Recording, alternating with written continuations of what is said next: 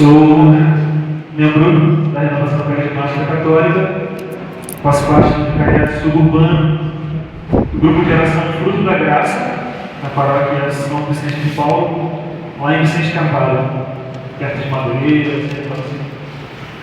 Bom, hoje eu vim falar para vocês, basicamente, sobre a ação do Espírito Santo na nossa vida. Nós teríamos agora, quem deveria estar aqui agora falando para vocês não era eu, era o meu irmão, Pedro. Pedro, hoje, ele está coordenador do Ministério Jovem do Vicariato Suburbano, da Renovação Carismática Católica. Só que ele já tinha um compromisso marcado com o resto do ministério. E aí ele pediu para que eu viesse hoje substituí-lo. E mais um pouquinho sobre mim. Eu sou biólogo, sou músico, tenho percebido que o pessoal fica triste comigo daqui a pouco aqui. Eu sou músico um pouquinho também. E hoje nós vamos falar, iremos falar somente sobre os frutos do Espírito Santo, a manifestação do Espírito Santo na nossa vida. Mas Deus é muito maravilhoso e nós vamos estender um pouquinho e falar não só de quando, depois da manifestação de Deus na nossa vida, mas nós vamos falar um pouco antes do pedir que Deus se manifeste na nossa vida. Abre a tua Bíblia aí, por favor. Atos dos Apóstolos, capítulo 2.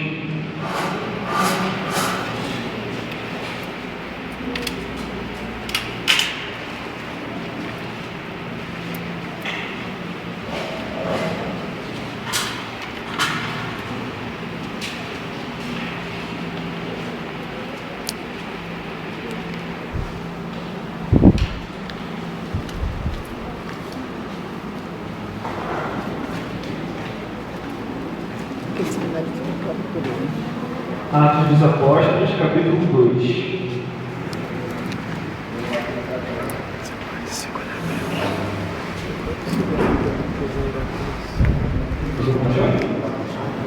Oi? Tem uma nem? Só segura na frente.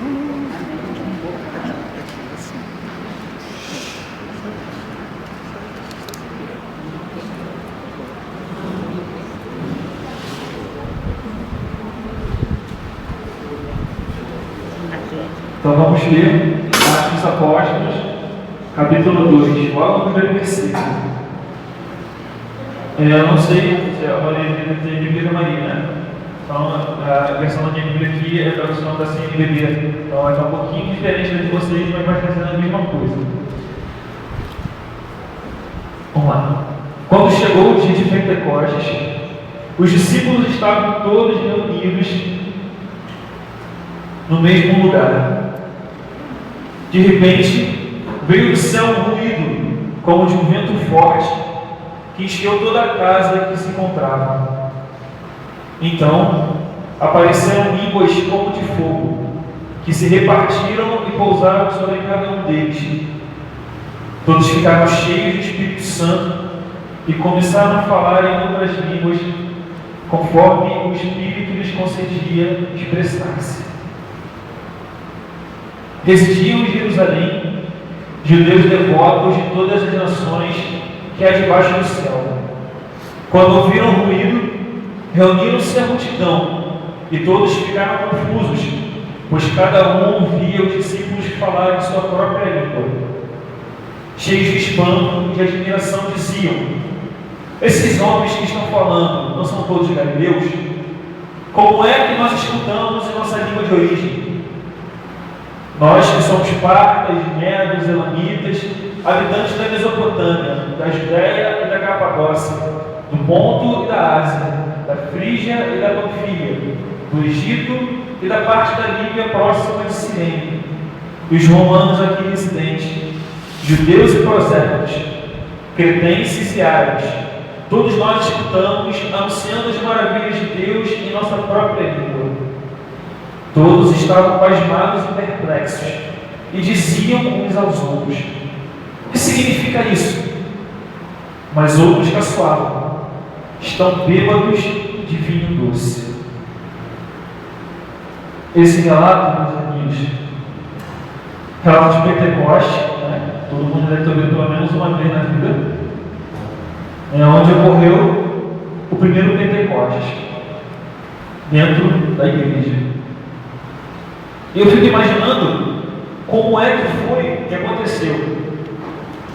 Imagino, né, os apóstolos todos acordados de uma sala, o mestre acabou de morrer, ressuscitou e subiu de novo aos céus. Mas ele nos prometeu um paráclito. Um pouquinho antes, né, eu vou aos céus, mas não vos deixarei só. Darei sobre vós um paráclito. Onde Jesus dizia que não nos deixaria só, mas que o Espírito Santo viria sobre nós. Beleza. E aí, show. E mesmo assim, aquela galera toda se reuniu no canto, onde estavam com medo dos romanos, com medo dos judeus, com medo de tudo que estava acontecendo. E todos eles acordados no canto, de repente um vento, um ruído, um barulho, e do nada um monte de fogo na cabeça da galera. Deve ter sido no mínimo estressante. Eu fico imaginando a cena, a sala aqui fechada, todo mundo com medo do que está acontecendo lá fora, tiroteio, comendo, pá. Daqui a pouco começa a tremer aquele negócio, sopra o vento, tudo fechado. Aí sopra o vento para lá, vento para cá, e começa a aparecer fogo no céu aqui dentro da sala. Imagina, isso deve ter sido a sensação que eles tiveram na hora. A primeira coisa, o que está acontecendo? O primeiro impacto assim. Mas aí depois, Deus não nos desampara. Com aquele impacto, eles foram percebendo que eles foram ficando cheios de uma alegria que não cabia dentro deles. Ficaram cheios de uma coisa que eles não sabiam o que era ainda, porque nunca haviam experimentado antes. Alguns começaram a afeiçoar, outros começaram a pular. Quer dizer, isso é a minha interpretação livre, tá, gente? Não acho que claro isso não, mas eu estou imaginando, eu estou imaginando lá no meu devanejo. Aí um começou a pular de alegria, outro começou a dançar, outro começou a louvar a Deus. O que está acontecendo com a gente? Ninguém sabe. Mas a alegria deles era tão grande, tão contagiante, que pelo barulho, do ruído, do barulho que eles estavam fazendo naquela sala lá de cima, juntou uma multidão na frente da casa. E a alegria que eles estão dentro era tão grande, que eles não conseguiam guardar só para eles. Primeira providência, sai todo mundo de casa e começa a fazer o quê? Anunciar Jesus Cristo. Quando nós recebemos o Espírito Santo, alguém que é batizado? Quem é batizado, levanta a mão. Todo mundo é batizado. Alguém não é batizado aqui, gente? Pode levantar a mão, não, porque agora baixa a mão. Quem não é batizado? Alguém? Glória a Deus. Quem não é crismado, levanta a mão. Beleza. No batismo, nós recebemos o Espírito Santo. A partir do momento que o Padre, eu te batizo do Pai, do Filho e do Espírito Santo, naquele momento nós nos tornamos filhos de Deus, filhos legítimos de Deus. E ali nós recebemos tudo do Espírito Santo, tudo de Deus. Deus, a partir daquele momento, habita em nós. Conforme nós vamos amadurecendo, nós vamos crescendo, nós buscamos confirmar aquele batismo que nós recebemos o Espírito Santo pela primeira vez. Mas a gente, às vezes, é tão pequeno, tão novinho, que a gente não pode fazer nada. Nós recebemos o nosso batismo pela fé dos nossos pais. E conforme nós vamos envelhecendo, a igreja fala que a partir dos 15 anos, a partir dos 15 anos, nós sentimos nosso coração, às vezes nós sentimos por obrigação dos nossos pais também, mas esse é um outro não. Nós sentimos por nossa obrigação que nós temos que confirmar o Espírito Santo que nós recebemos no nosso batismo. Nós temos que confirmar que nós somos filhos de Deus. O que a gente faz? O crisma. Quem ainda não fez, vai fazer um dia, por vontade própria, sem pressão de ninguém.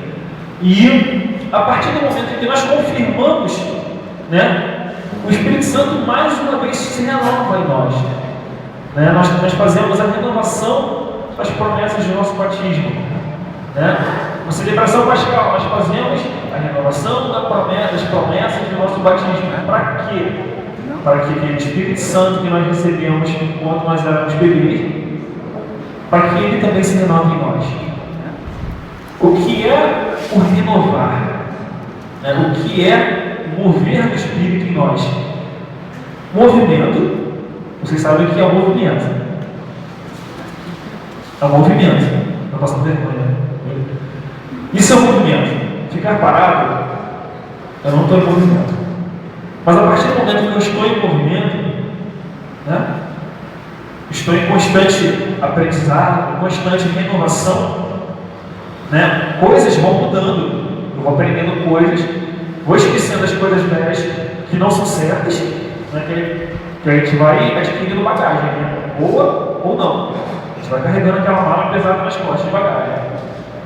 Conforme a gente vai amadurecendo, vai entrando em movimento, a gente vai fazendo uma reciclagem, vai tirando o que é ruim e vai preenchendo o que é bom. Quanto mais velho a gente está, quer dizer, às vezes, melhor está a nossa cabeça para saber diferenciar o que é certo e o que é errado. Então a gente vai jogando fora o errado e juntando o que dá bom, o que é certo.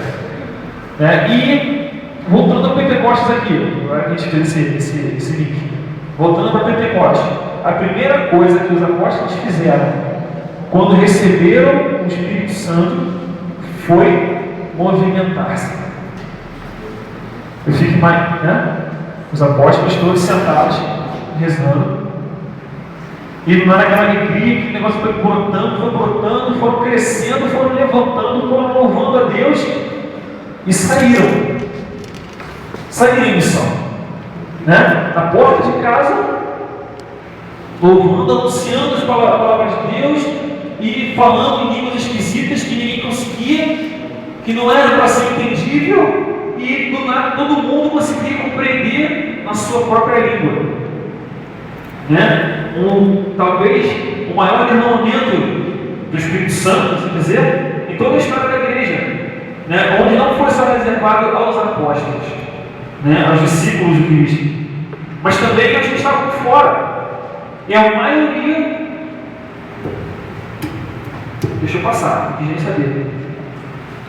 A partir do momento que os apóstolos falavam em línguas esquisitas, as pessoas que estavam lá de fora entendiam.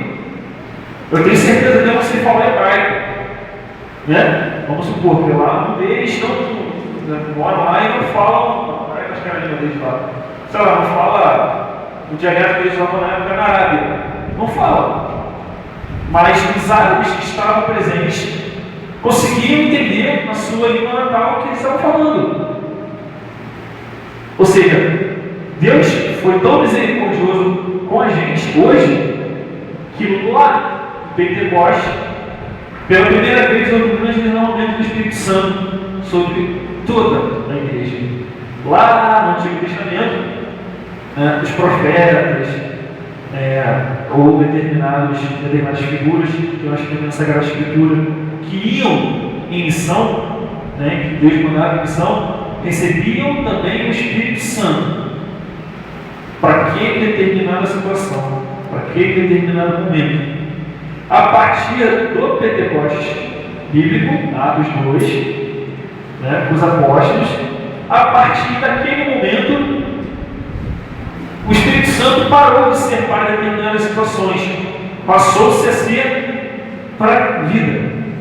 A partir do momento que eu peço o Espírito Santo, eu recebo o Espírito Santo. Mas é aquele negócio, o Espírito Santo não é um negócio parado. A gente não vai pegar um copo cheio de Espírito Santo, o Espírito Santo vai ficar esperando a gente querer. Se eu peço, eu recebo. Mas se eu recebo e não uso, aí eu estou com problema. Porque a partir, exemplo dos próprios apóstolos, a partir do momento em que eles receberam, a primeira providência foi sair em missão, foi sair anunciando. Foi a primeira. Pedro, na primeira pregação, vocês podem ver depois aqui, nem no capítulo 2, primeira pregação de Pedro. Pedro converteu mais de 5.000 homens. sem contar as mulheres e crianças. Se a proporção naquela época foi mais ou menos como para hoje, né, de 2 mulheres por homem, mais ou menos, né, a gente fazendo a conta, foram 5.000 homens, 10.000 mulheres, mais as crianças que estavam perto. Na primeira pregação de Pedro, primeiro discurso de Pedro, pós-Pentecoste. Ou seja, a partir do momento em que nós pedimos o mover do Espírito Santo na nossa vida, a gente não consegue mais ficar quieto. O pessoal da equipe tem certeza também, né, que a partir da primeira vez, né, que estiveram em encontro pessoal com Deus e receberam de livre e espontânea vontade o Espírito Santo, a vida não parou mais. Coisa atrás de coisa, mentira, é verdade. Coisa atrás de coisa, que a gente às vezes não consegue nem fazer nada. Né? Na renovação, esses 2 meses agora, de novembro, esse pedacinho de dezembro, né? Pelo menos na nossa cara, a gente não parou. Encontro estadual, encontro nacional de famílias, encontro diocesano de formação, encontro, todo fim de semana tinha coisa, né? Tinha pessoa que falava, gente, já vai derramar. Derramar, levar para não, mas de novo, vai ficar a semana toda. Tá? Né? A partir do momento que nós recebemos o Espírito de Deus, o Espírito se move em nós. E se nós não movermos junto com o movimentador, a gente quebra. Cheios do Espírito Santo. Abre tua Bíblia agora. Estou no besteira, derrubando tudo. Na carta de São Paulo aos Gálatas, capítulo 5. Deixa aberto aí, não quebra não. Você vai lendo da Gálatas, capítulo 5. É depois de Coríntios. 1 Coríntios, 2 Coríntios e Gálatas. A partir do momento, eu torno a dizer, a partir do momento que nós recebemos o Espírito Santo, nossa vida não para. Isso é ruim? Não. Isso é muito bom. Porque a partir do momento em que nós colocamos tudo aquilo que nós de graça recebemos, de graça devolvemos, né, nós estamos santificando a nossa vida e nós estamos ajudando a santificar a igreja. Nós estamos ajudando a santificar a um irmão. Né? Não é para ficar parado, não é para ficar dormindo, não é para ficar de boca aberta, sentado na face. Né? Recebemos o Espírito Santo para colocar o Espírito Santo em prática. Não tem ideia. Como explicar? A partir desse momento que nós, cheios do Espírito Santo, temos alguma coisa que nós devemos ponderar. Né? Agora, já conseguiram achar, gente? Carta aos Gálatas, capítulo 5. Gálatas 5, foi? A partir do momento, né, cheios do Espírito Santo, os nossos olhos se abrem. Que olhos que eu estou falando? São os nossos olhos aqui da cabeça, para enxergar. Agora não tem mais miopia, agora não tem mais astigmatismo. Não, não é isso. Os nossos olhos espirituais também se abrem. Né? E aí nós passamos a perceber algumas coisas. E como eu estava dizendo para vocês no início do seu cinema, que quando a gente vai crescendo, a gente vai carregando uma bagagem de coisas boas e coisas ruins. Né? Que depois, quando vamos amadurecendo, a gente vai jogando o que é ruim fora. Vamos ler aqui, carta de São Paulo aos Gálatas, capítulo 5, versículo 16. Vamos ver o que São Paulo está dizendo para a gente. Eu vos exorto. Não, eu não devo ter pensado nisso que eu escrevi, deve ter sido diferente. Assim. Deixa eu tentar imaginar como é que São Paulo escreveu esse negócio aqui. Porque essa carta aos Gálatas é uma carta que ele, durante quase toda a carta, ele está exortando aquele povo, a voltar ao caminho que eles estavam começando a se desviar. Eles já eram conhecedores de Cristo, já tinham sido batizados, já tinham recebido o Espírito Santo, estavam começando a se desviar do caminho. Aí nesse pedaço, São Paulo entendeu assim: eu vos exorto, deixai-vos sempre guiar pelo Espírito. Versículo 16, capítulo 5, versículo 16. Deixai-vos sempre guiar pelo Espírito, e nunca satisfaçais o desejo da carne. Aí a gente tem nosso primeiro problema, entendeu? Nosso primeiro problema. Sejais guiados pelo Espírito. Até aí vai. Mas não satisfaçam os desejos da carne. Aí o bicho começa a pegar. Por que o bicho começa a pegar? Vamos continuar aí. Pois o que a carne deseja é contra o Espírito, e o que o Espírito deseja é contra a carne. São opostos um do outro, e por isso nem sempre fazeis o que gostarias de fazer. Nós estamos repletos do Espírito Santo, nós queremos fazer o bem, certo? Certo? Só uma pessoa que quer fazer o bem? Nós estamos cheios de Espírito Santo. O Espírito Santo está em movimento dentro de nós. Nós queremos fazer sempre o bem, certo? Certo. Glória a Deus. Nem sempre conseguimos. Tá lá, tudo bem. Mas queremos? Beleza. Né? E nem sempre gostaria de fazer. Versículo 18. Se, porém, sois conduzidos pelo Espírito, então não estáis sob o jugo da lei. Lei, letra maiúscula. Porque a lei que São Paulo está falando aqui é aquela lei de Moisés, né? Depois que Moisés veio lá de cima do monte, com as tábuas da lei, né? Deu os mandamentos, ali foi sendo deturpado, até que chegou aquela lei judaica que estava em vigor, que a gente não pode,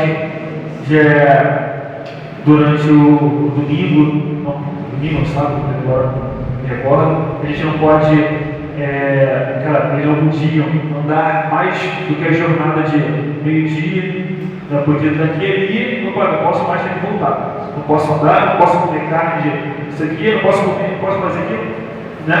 Aquela lei que o pessoal obedece assim. E nem aqueles burros que passam na rua. Só consegue ver o que está exatamente aqui. Se estiver para trás ou para frente, não consegue enxergar mais. Essa é a lei que Paulo está falando aqui nessa carta. Se, porém, sois conduzidos pelo Espírito, então não estáis sob o jugo da lei. São bem conhecidas as obras da carne. E São Paulo aqui vai listar as obras da carne. Deixa eu ver aqui outra Bíblia aqui.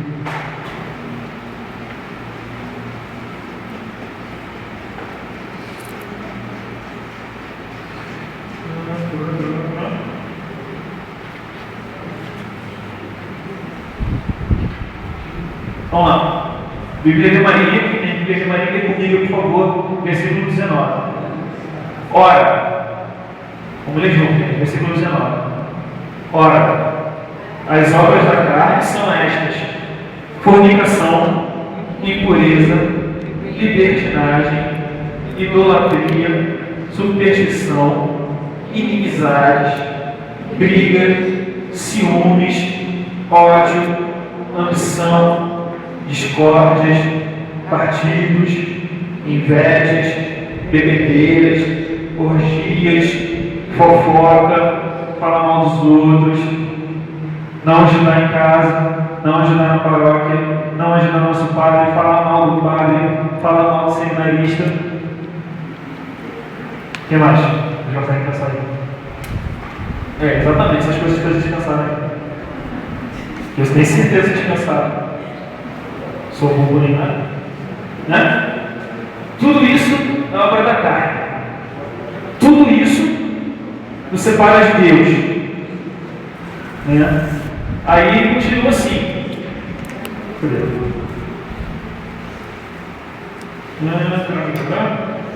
Versículo 21, né? Depois de semelhante, vos dias e outras coisas semelhantes. Dessas coisas vos previno, como já vos preveni. Ou seja, São Paulo aqui nos diz, né, nesse pedaço aqui nós entendemos que ele já falou. Não é igual mãe, só vou falar uma vez. Ah, falei de novo, na terceira já é porrada. Eu não sei quanto a você, mas de vez em quando dá uma emoção valiosa na minha casa.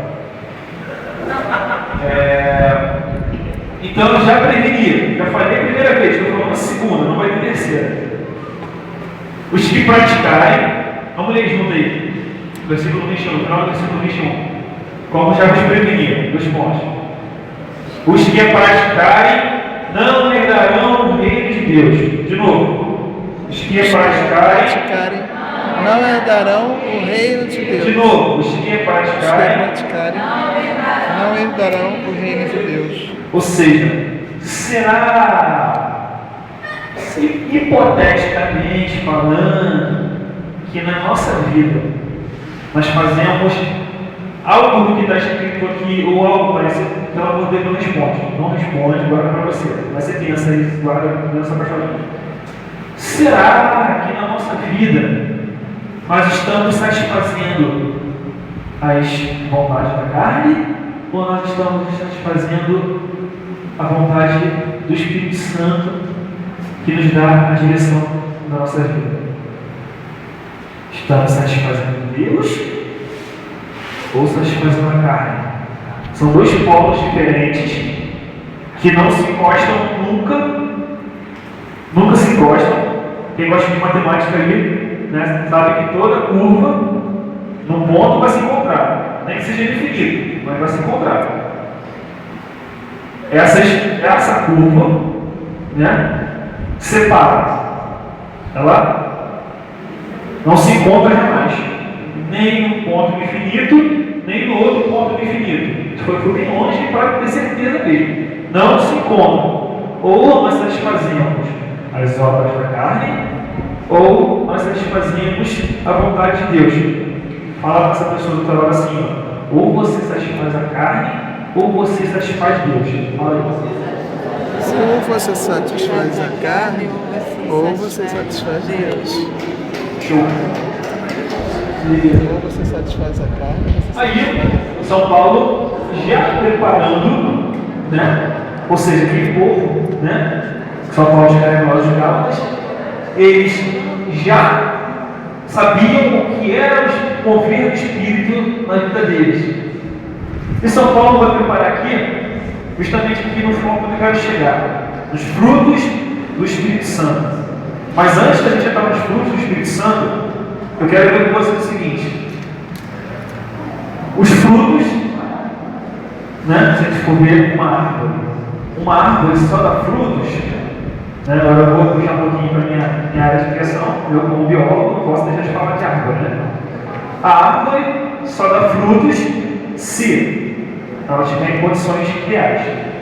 Tem que estar plantada com uma boa terra, né? Tem que, se for uma árvore de jardim, né? Tem que ser bem cuidada, regada, né? Tem que ter adubado a terra, né? Aquela árvore cresce, fica grande, aí dá flor, vira fruto, a semente, aí cai de novo, começa a subir tudo de novo. Beleza. Isso, estamos falando da árvore planta. Agora vamos falar da árvore em nossa vida. A semente de Deus é plantada na terra dos nossos corações. Né? Todo mundo já ouviu a parábola do semeador. Alguém aqui não ouviu a parábola do semeador? Não? Sim? Não? Agora quando você responde, eu estou feliz. Sim.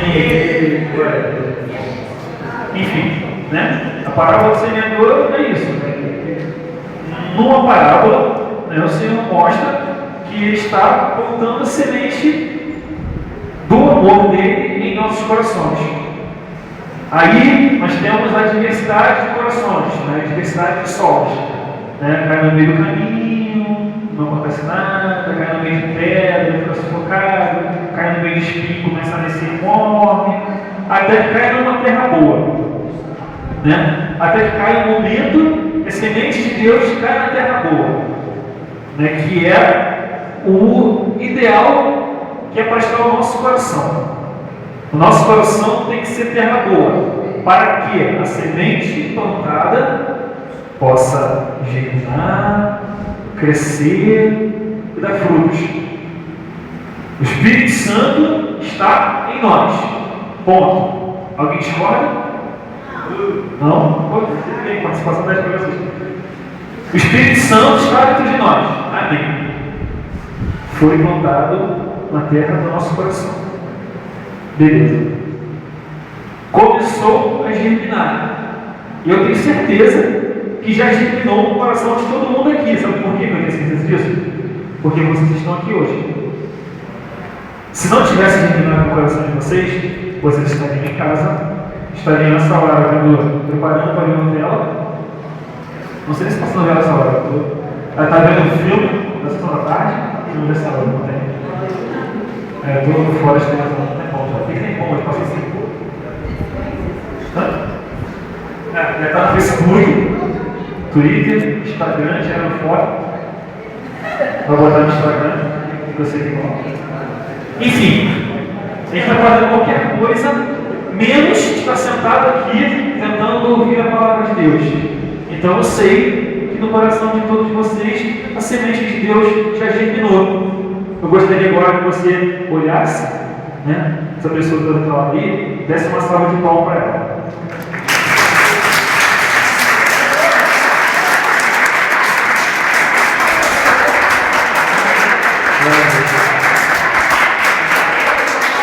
Agora eu tenho uma pergunta para vocês. Vocês sabem por que você vai batendo palma? Ou só batendo para eu falei? Não terrível. Então eu vou te falar. Vocês bateram palma para essa pessoa porque ela disse sim ao plano que Deus tem na vida dela. Ela disse sim para aquela sementinha que foi plantada no coração dela, sei lá quanto tempo atrás, e que começou a germinar. Foi por isso que vocês bateram palma para os outros. Beleza. E aí, né, nosso coração está repleto do Espírito Santo, a gente não consegue mais segurar de tanta alegria que a gente tem, que a gente quer pular, a gente quer se soltar, a gente quer gritar, a gente quer louvar a Deus. Como a gente sabe que a nossa árvore cresceu? Como a gente sabe que a nossa árvore está boa, né? Teve raiz, teve condições, teve água, teve luz. Como a gente sabe isso? A partir do momento que a nossa árvore começar a dar frutos. Vamos lá. Frutos do Espírito Santo. Versículo 22, na carta de São Paulo de Gálatas, capítulo 5. Vamos ler juntos, por favor. Versículo 22. Posso? Podemos? Não? Sim, não? Pode? Vamos lá, versículo 22. Ao contrário, o fruto do Espírito é caridade, alegria, paz, paciência, afabilidade, bondade, fidelidade, brandura, temperança. Contra essas coisas não há lei. Segura aí. Vamos agora nessa tradução da Ave Maria. Ela está um pouco diferente. Eu vou ler para vocês a mesma passagem na tradução da Bíblia da CNBB. Diz o seguinte no versículo 22. O fruto do Espírito, porém, é. Notem bem a colocação do português. Não é os frutos são. É. O fruto é. Olha a diferença. Os frutos são. Não. O fruto é. Parece que não é errado no nosso português, e não é porque fala fruto é singular. Singular geralmente a gente entende como um. Aí ele começa a listar: amor, alegria, paz, paciência, amabilidade, bondade, lealdade, mansidão, domínio próprio. Contra essas coisas não existe lei. Vamos ler de novo na Ave Maria. Ao contrário, o fruto do Espírito é caridade, alegria, paz, paciência, afabilidade, bondade, fidelidade, brandura, temperança. Aí eu tive que recorrer Um velho amigo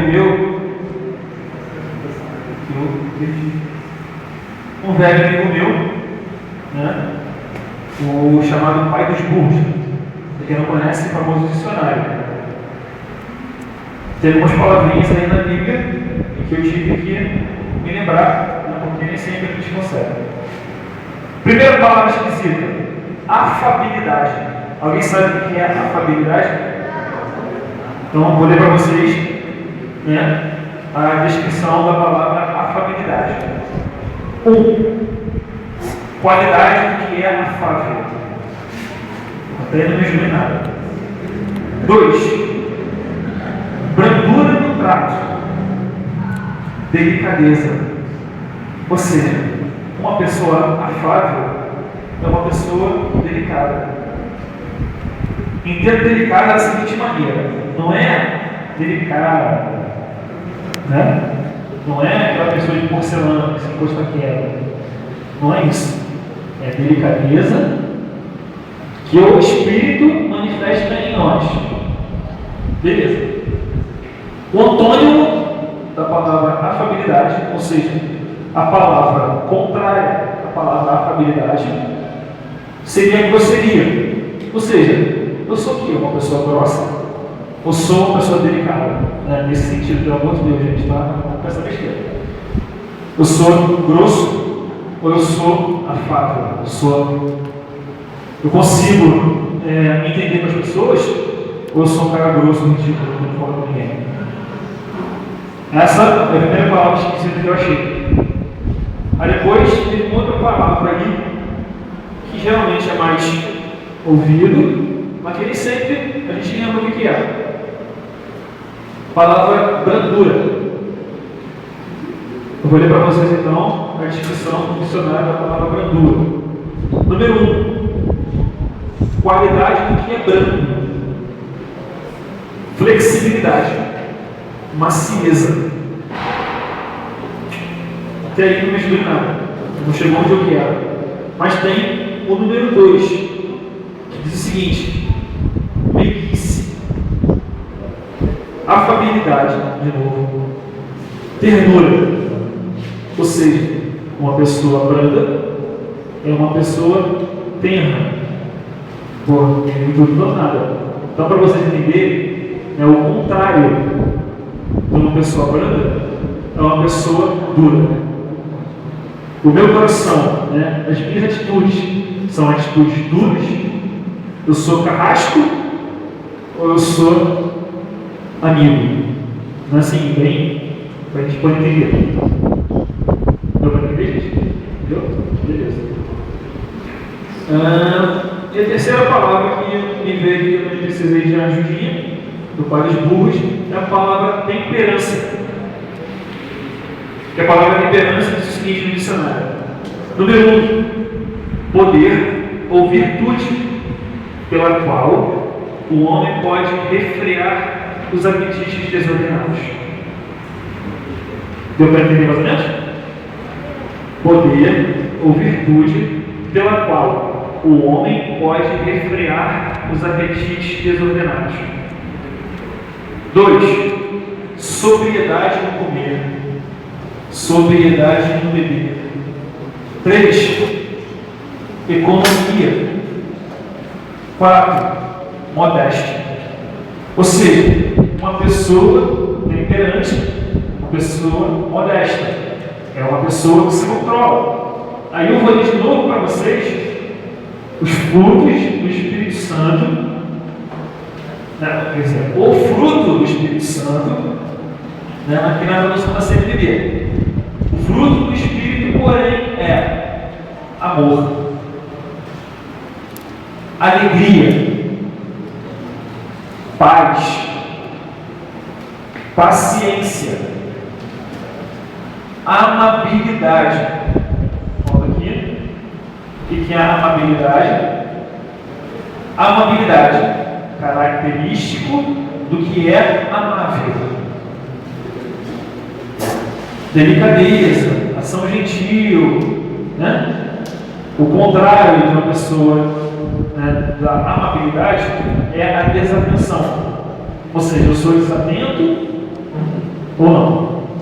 Se eu for desatento, eu estou crime lá. Não posso não. Eu não posso ser desatento.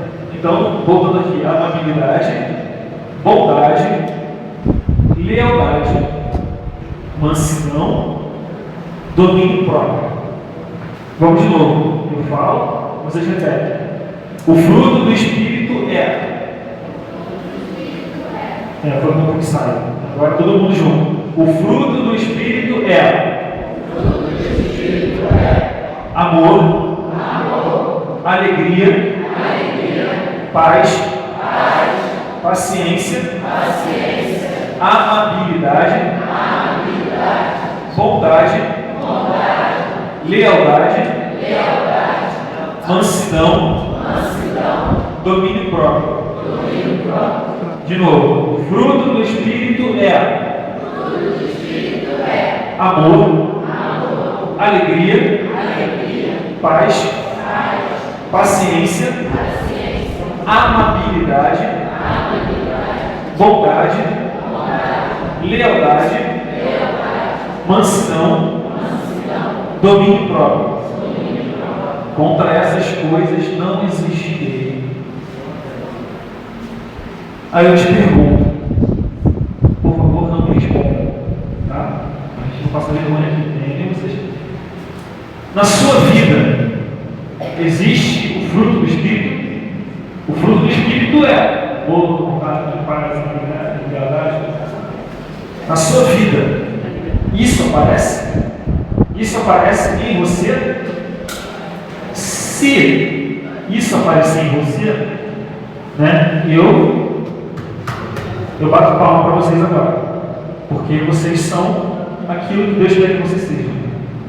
A sua árvore dá frutos. Agora, se eu sou uma pessoa dura de coração, se eu sou uma pessoa fechada, se eu não sou amável, se eu não me deixo amar, nem amo, se eu não tenho paciência, se eu só quero que aconteça o que eu quero, não ouço a ideia de outro, né? Não há aquela discussão, uma discussão de briga, mas a discussão de pôr ideias. Se não acontece isso na minha vida, se eu não sou um cara leal, se eu não sou, se eu não sou bom, se eu não sou caridoso, se eu não amo ninguém, a minha vida não existe. Se na minha vida acontecem alguns e outros não acontecem, desses que a gente falou agora, que vocês repetiram, se na sua vida não acontece 1, 2, 3, 6, 20, 30 desses, mas acontecem outros, né? A gente tem que começar a se centrar, né? Colocar o nosso pé no chão. Todo mundo começa. Eu tenho os meus pés no chão, mas sei que meu coração está. Vocês conhecem? Muito além do céu e do que se possa ver. Busco que no alto está, busco que não passará jamais. Minha vida está escondida em Jesus. Vocês já entenderam? Calma, segura aí. Vocês já ouviram essa música que está se falando? Vocês já ouviram que vocês cantam? Eu tenho os meus pés no chão, mas sei que o meu coração está muito além do céu e do que se possa ver. Meu coração, ele não está em coisas em que eu posso ver. Quer dizer, até está. Vocês vão ver daqui a pouco. Vocês verão. Vocês poderão olhar diretamente o sinal sensível e visível aos nossos olhos. Vocês poderão. Mas a nossa fé não se baseia no que a gente pode ver, mas também no que a gente não pode ver. Eu acredito em tudo isso que está escrito na Bíblia, mas eu não vi nada disso. Eu acredito no que o padre fala na homilia. Eu acredito naquilo que eu vivo, na adoração, seja no sacramento, eu acredito, mas nem sempre eu vejo. A nossa fé está também em coisas invisíveis. Eu não vejo os santos, eu nunca vi os santos, essa pintura, imagem, alguma coisa assim, mas nem por causa dos santos não existem. Né? E meu coração está muito além de tudo isso. Né? Meu coração está em Deus. Muito além do céu do que se pode ver. Aí eu vou lá, eu busco que no alto está, busco que não passará jamais. O que eu estou buscando? Hein? O que eu busco? Hein? Ninguém? Deus. Beleza, busco Deus. Busco que não passará jamais. Ontem, hoje e sempre. Jesus Cristo ontem, Jesus Cristo hoje, Jesus Cristo sempre. Busco que não passará jamais. Minha vida está escondida em Jesus. O céu é de onde para onde vou lá, onde eu vou morar. Tem certeza? Tem certeza que você não vai almoçar?